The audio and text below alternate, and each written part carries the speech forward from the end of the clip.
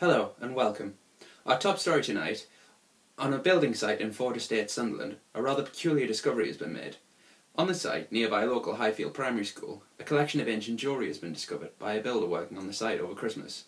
Examination of the jewels are already underway, and archaeologists are dating them at around 2,000 years old. That's very old indeed, and would place them in Britain at the same time as the Romans. Although the design of the jewellery, which includes necklaces and earrings, is of Celtic origin itself, and is believed to be the type of jewellery worn by leaders of armies into battle, we can now go hear what the man who found the treasure thinks of it.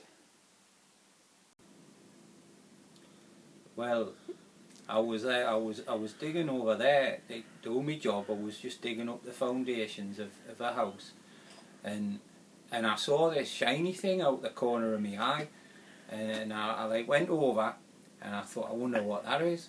So I dug it up, and I looked at it and I thought, God, it's a necklace. And I thought, you didn't get these in Primark, I don't think.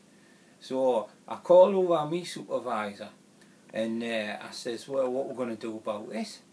I love history and that. I read about it all the time, and I was like holding some history in my hand, I think, and I'm really excited to find out what it's all about. Breaking news just in, and it is concerning the mysterious jewels found in Ford Estate. A top historian, Dr. Victoria Bennett, has just told us she believes very strongly that the jewels could have once belonged to Boudica, the warrior queen.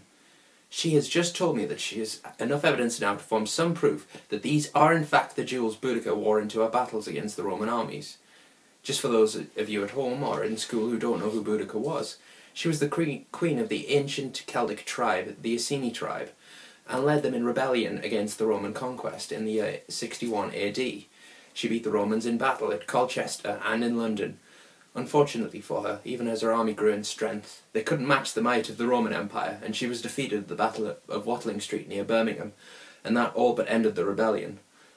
However, it was never recorded in any writings that she died in the battle. Instead, she simply vanished from history.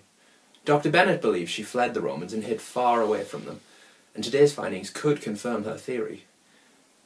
Her research states Roman writings have confirmed that Boudica had a close relative, either a sister or a cousin, who was a member of the Brigante tribe, who ruled over the north of England at the same time as Boudica led her rebellion. What Dr. Bennett believes is that once she realised she had lost the battle, instead of being slain by the Romans and used as a symbol to stop other uprisings, she ran as far from the Romans as she could, staying with a relative in the Brigante area at one of the more important and most northern settlements, a place where the Romans wouldn't come to look for her, on the banks of the River Wear, around modern-day Ford Estate. If these findings are proved, then Dr. Bennett will have made one of the most important discoveries in the history of the region.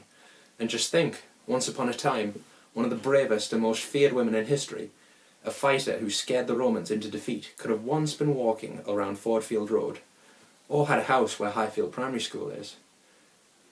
More on this breaking story as it develops. So, Boudica, warrior queen of Ford Estate? We hope so. From all of us here, good night.